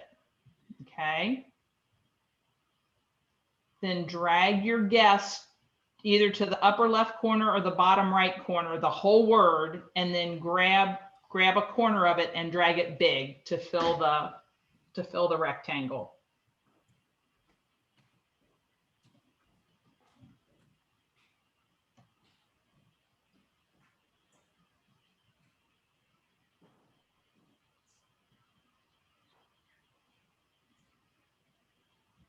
Are you good with that? Bless you. So you did up into step 36, is that correct? Yes, Okay, that is correct. That Okay. is correct. Okay. I can't get my letters big enough. I can't get them. What's- I can't get them spread out all the way.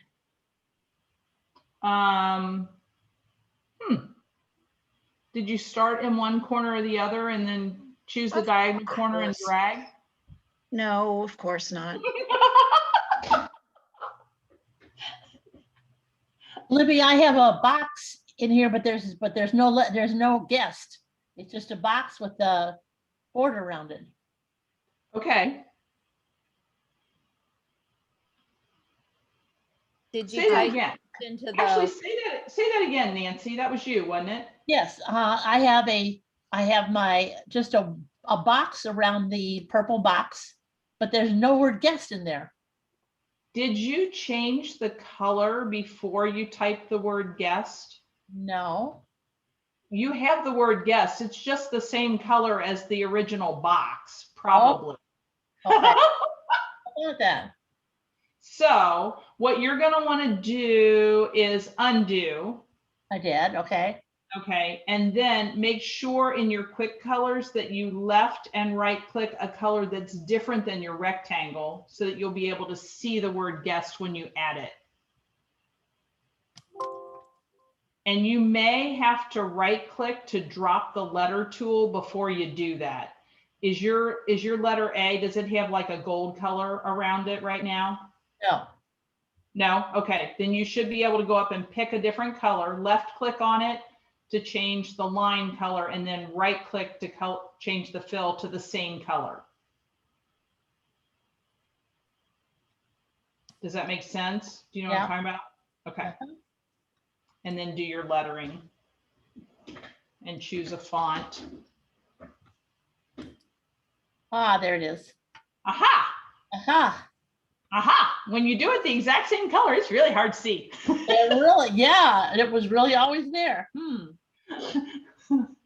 It was a ninja guest. Those are the best kind. You never see them. We had a kid live with us for like 8 months. It was a friend of Christopher's. I swear I would just go up and check the bedroom to see if he was still living with us. We never ever saw him. He's like, he came and slept and left. Okay. Oh, okay. So now we have the word guest. Feel like it should be selected. There we go. Okay, because I've been bouncing around trying to make sure I can get everybody where they need to be. Okay, so we've got guest large inside of our purple box. There are actually 2 design elements on the screen. There's guest and then there's this rectangle.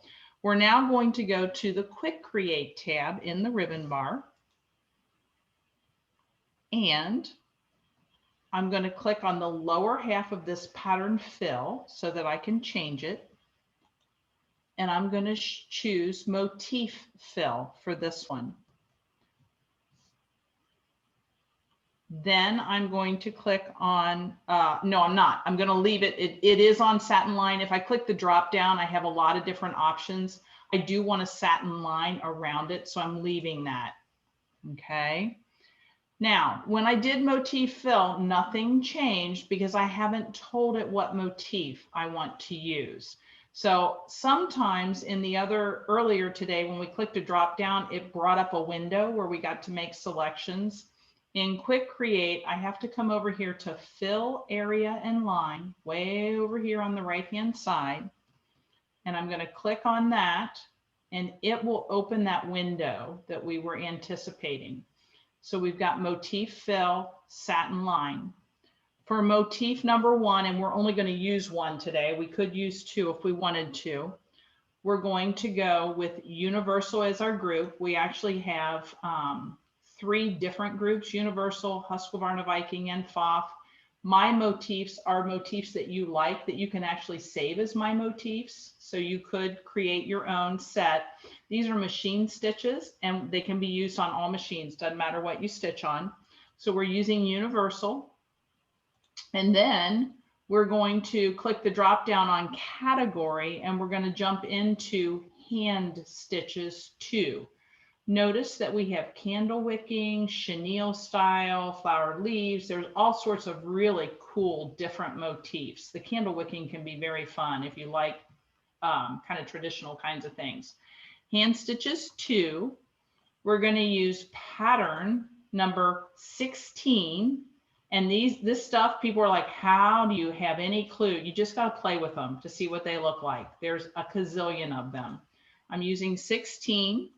I'm going to change my height to 3.5. And I'm leaving my width at 7. Proportional is checked, so that is good.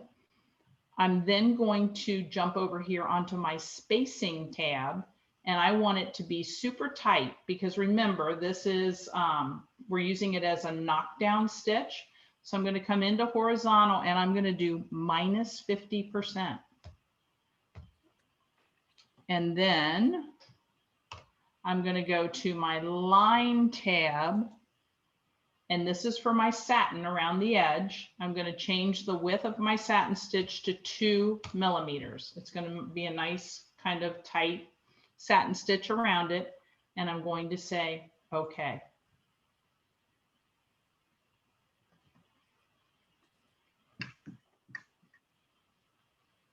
and nothing happened. What did I just do wrong? Just did this. Lower half, get the color of your choice. So I'm going to change the color, not to the same color that's already there. I I think I haven't just gotten to step 46 yet. I haven't gotten to 46. There we go. So I'm changing the color just for the heck of it because we can. Thanks, Jenny. I was like, oh, that's right. Yay. All right. So we've set that's the thing with fill area and line. You set everything up and it's sort of like Encore. It doesn't do anything until you apply it. So now I probably should let you get that far, or I'll let you see it, but then I'm going to click on Quick Stitch plus Auto Hole because there's a little hole here, right? And I'm going to click inside of the background rectangle.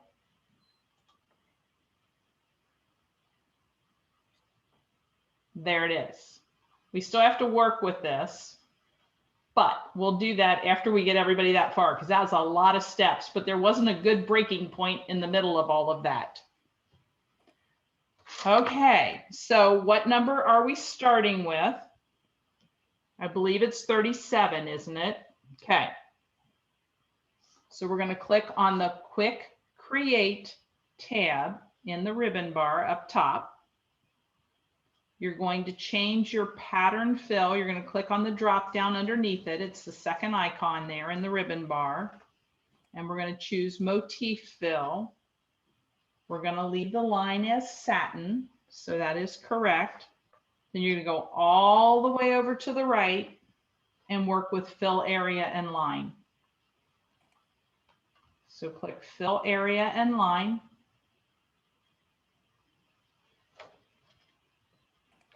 And Motif 1 is the tab that opens up for you. The group is Universal. The category is Hand Stitches 2. And the pattern is 16.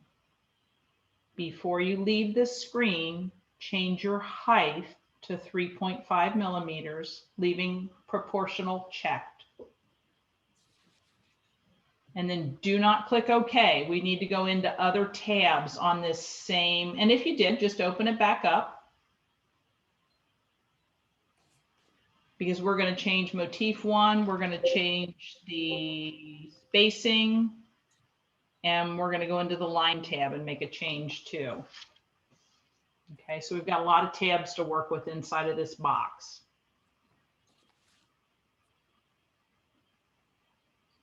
So after you get your Motif 1 set up, go to your spacing tab inside the same box and make your horizontal gap a -50.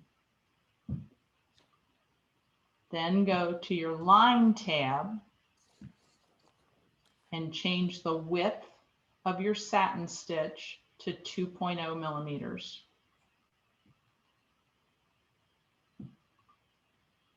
And then you can click OK once you've set all of your options up for your fill area and your line. And after you've done that, you go to Quick Stitch plus Auto Hole is the icon, and you just keep working your way across the ribbon bar. Satin line, applique, Quick Stitch plus Auto Hole.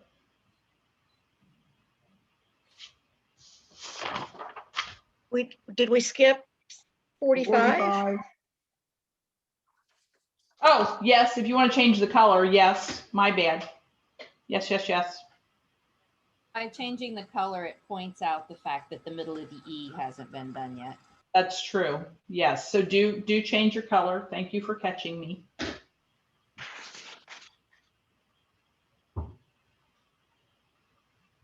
The color change icon, it says the lower half.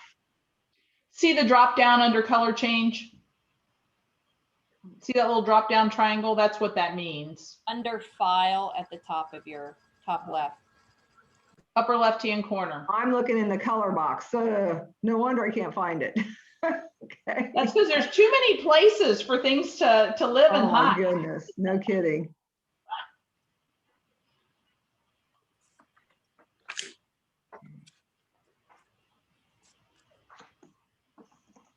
Yeah, so change to a different color because you're right. That does show us that the E has not been changed. We're not finished with the E yet.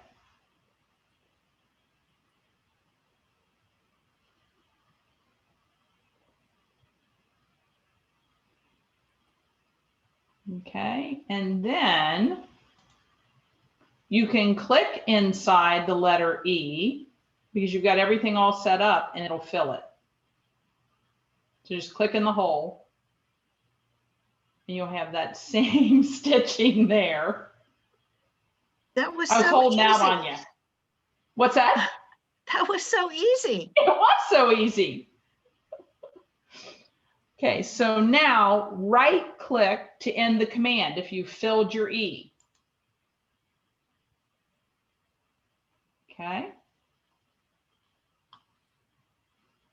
I could go wild with towels. I really could. I could just have a blast. I just stitching them all, I think. You can do such fun things and they make great wedding gifts. That's for sure. So we've got the word guest is outlined in a satin stitch. I've got a knockdown stitch underneath. So it's going to make it's going to flatten that towel. And then we also did the inside of the E. If we go to home and then we go to life view, you can see it without the noise of the hoop and the grid and all that kind of stuff. So you can see what your towel is going to look like. You can make that a little bit bigger. You can also click on your design player. It's going to think about it, and you can watch it stitch out. If you're curious as to how that's going to work. So we go here. And so it puts the background down first and knocks everything down, and then it will go back and satin stitch around the outside as well as around the letters to finish it all off. Where is the life view? You have to go to the home tab, and then okay. it's over on the right-hand side. When So I see- clicked inside of my E, the hole, it made like a box like around it. Was it supposed to do that when I right clicked it? You wouldn't have right clicked. You should have left clicked inside the E, I believe. Okay. I don't know why I thought it said right click. Because we do some of both, that's for sure. It says Okay. right click to end the command on 49. Right, but 48 was to click inside the hole, not hold, of the letter E. So you might have to undo and then go back into that letter E.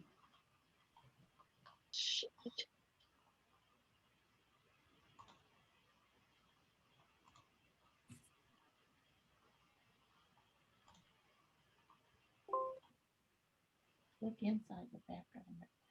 And if you look over on the right or left-hand side, I'm sorry, there's my right-left challenge, you'll see your color change to begin. Then you'll see your motif fill for the word guest. And then you see the hole for the E. So you have three things in your film strip, right? Why isn't it showing the satin stitching after? I don't know. It must be part of the motif fill because we set up that satin stitch inside of the motif fill properties. So I'm guessing it's just part of it for the way we did this. I guess that makes sense.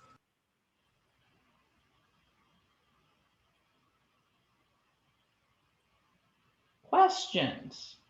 Yeah, Libby, I can't, I'm on the quick stitch on auto hole. I got that click, but then it says, click inside the background rectangle. And it won't let me do it. Just gives me a bing. You know, that happened to me earlier today. You get like that no signal. Yeah.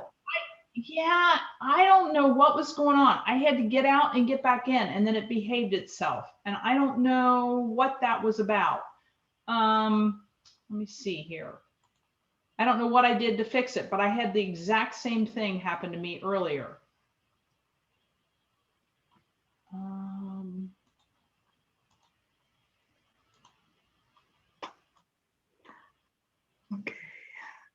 I'm playing. I'm trying to see if I can get it to happen again because absolutely, I had the exact same thing.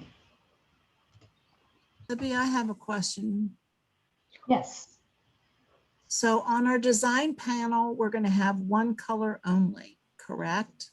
And then on our film strip, we actually have 3 different steps, correct? Correct. Okay. You are correct. So Nancy, I'm walking back through the steps again to see if I can figure out. Well, one thing I did wrong, there's quick auto stitch auto hole, and there's another quick stitch hole. Okay. So I clicked on the wrong one. Okay. And now now when I click on the E, I have all the, what do you call it, the fill on the background already. Maybe I should undo that.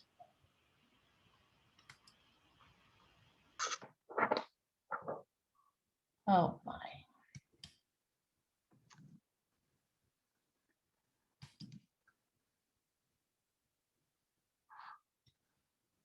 I wonder if it's, I wonder if clicking on the wrong thing threw you out of the, yeah.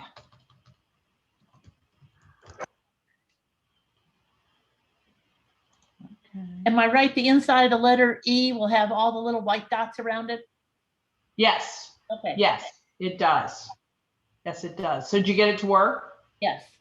Excellent. Excellent, excellent, excellent. Other questions? Are you, where are you right now? On 50? Yeah, I did. Well, you can do that. You can do your live view and your design panel to take a look at it. And I have not saved it yet. So if you all would like to go ahead and save that and put it in your folder and call it guest embossed, you can do that. Where do you find the live view? You have to go to the home tab. Okay. Click on the home tab and then it'll be way over on the right hand side. Ah, got it.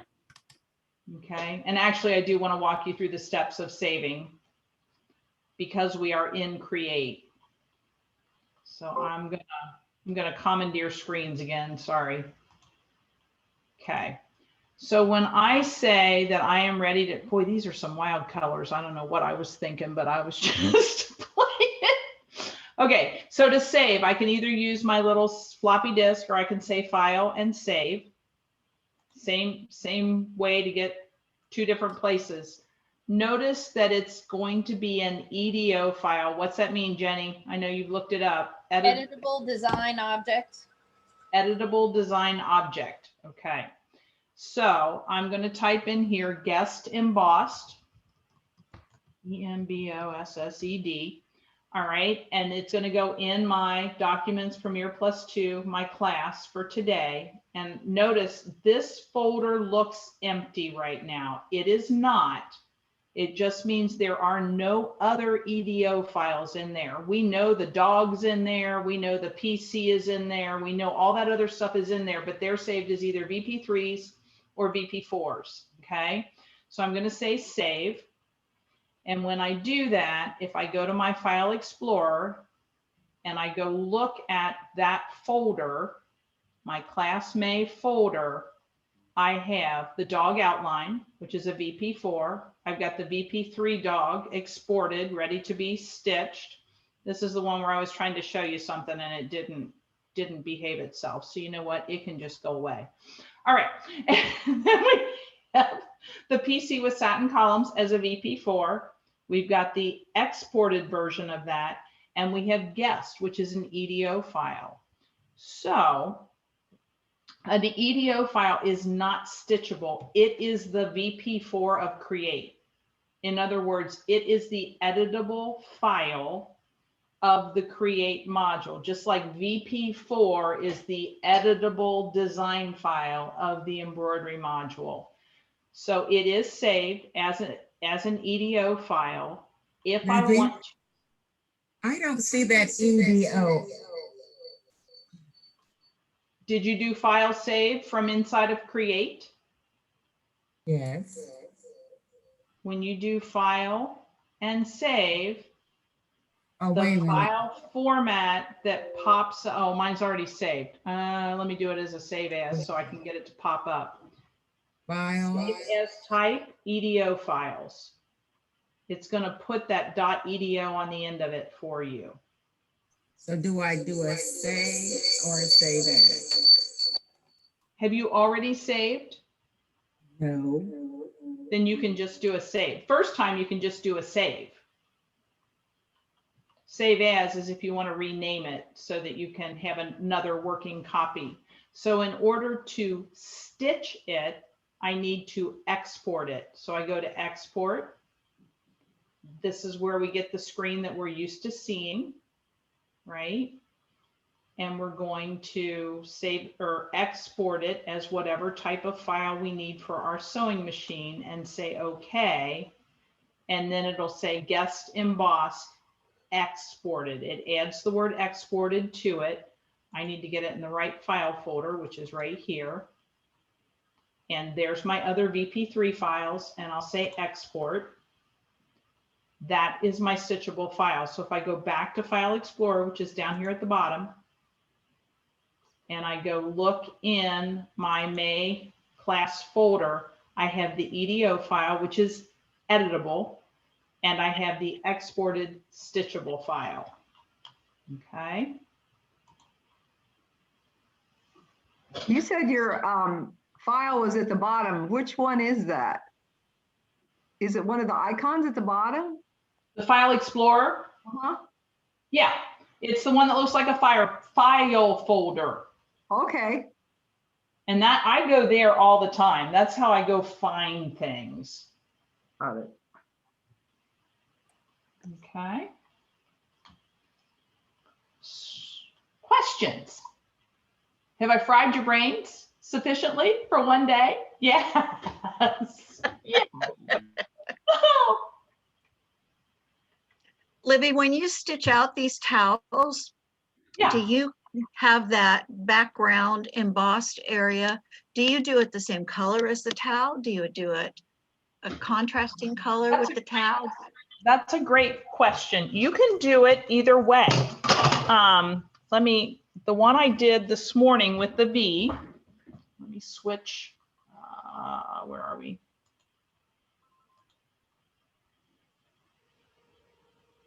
I used a light gray for the towel, just to give it a little bit more definition. It would have been lovely in all white too. I think if it's all one color, it's probably a little more formal. And if you use a color or a different color than the towel, I think it's a little bit more modern. And that's just total perception on my part, I guess. So yeah, I think you can do either. I actually went, because I wasn't sure. I was like, oh, which way do I want to do this? I went out to Pinterest this morning. Let me see if I still have them. I may. Just to see how yeah, I did. Okay, here we go. Let me do a screen share. I just went out to see what some of the other folks were doing. Here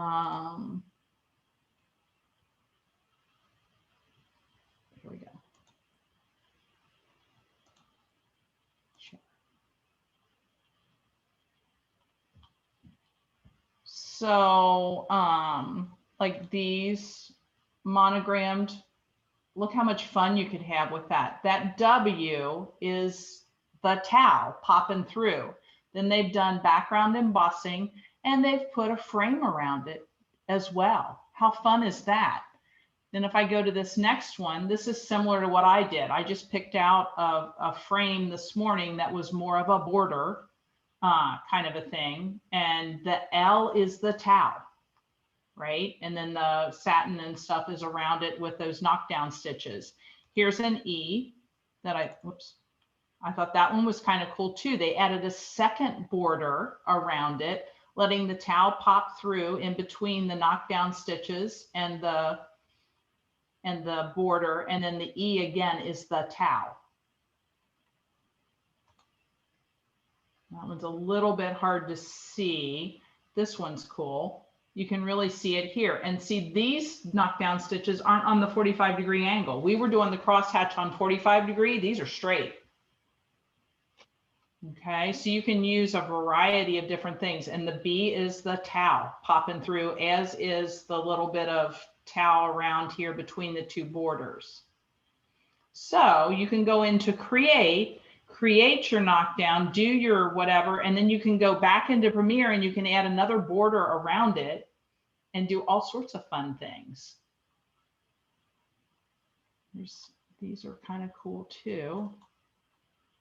Well, those are going to be too small for you to see, but that's what I did. And here's one with the other colors, Bonnie, you asked, where they did coordinate threads to do their stuff, which is really pretty, I think. That's nice. $20 for a kitchen towel. $20. You can open your own Etsy store, start embossing. Oh, here's another one. So yeah,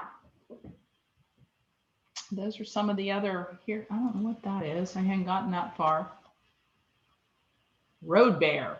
I don't know what a road bear is, but road bear. All right.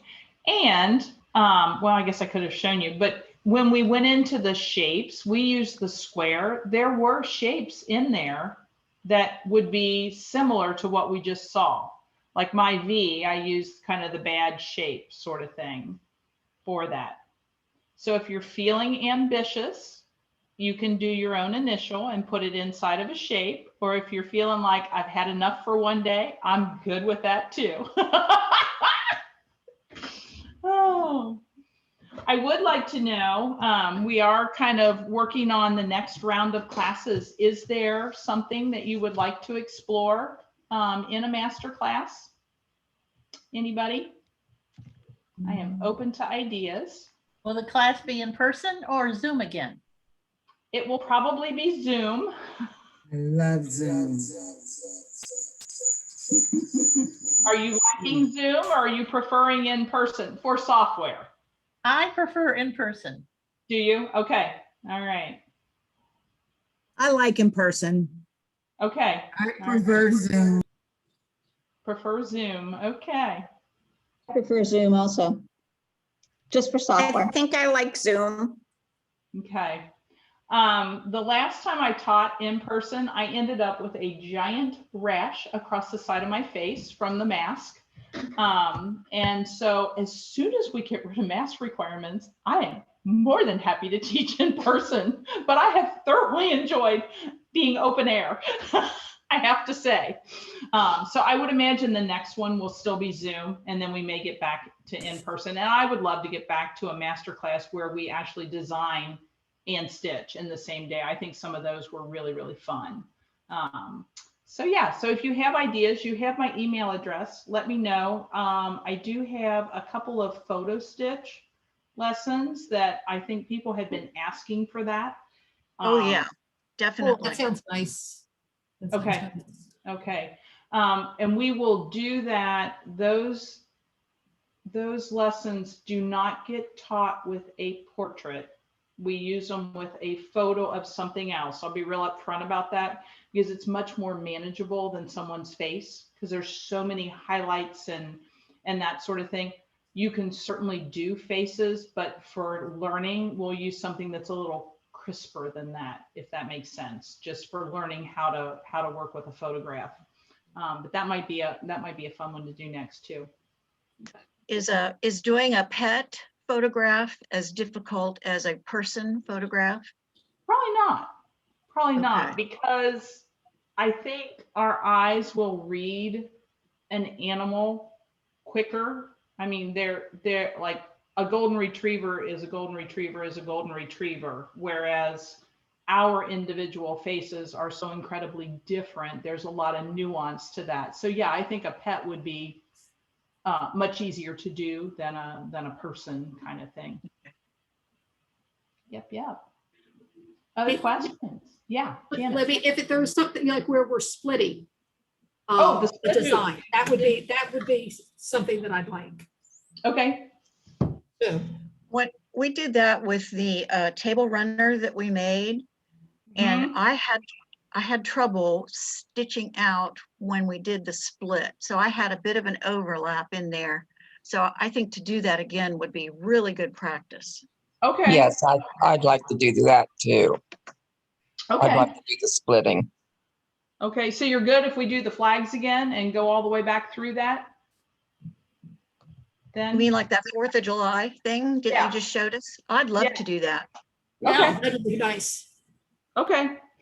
Let's just plan on that because we're getting to that time of year anyway, and we'll plan on doing the flag table runner then as another. And I think we can probably, I'll send out a supply list with that. I think we can get it designed and go ahead and start stitching because you may have questions. So we'll get it designed and then you can stitch in your home while we're online, so that if you're having trouble getting things lined up and that kind of thing, we can talk about that a little bit. Okay, at least get 1, maybe 2 hoopings done while we're together. Okay.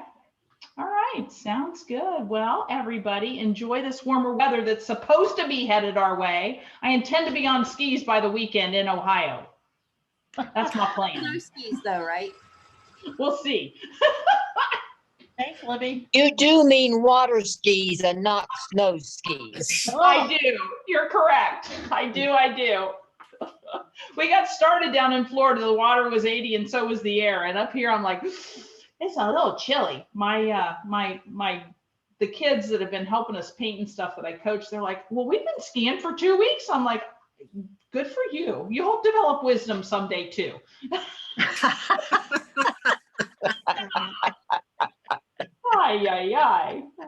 There's just no need for those kind of pulled muscles in that cold water right now, in my opinion.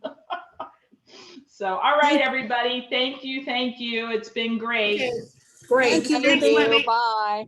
I'll see you Thank later. you. I'm gonna see some samples next time of some towels. All right. I Bye. hope you have a new computer by then. Yes, that would be great.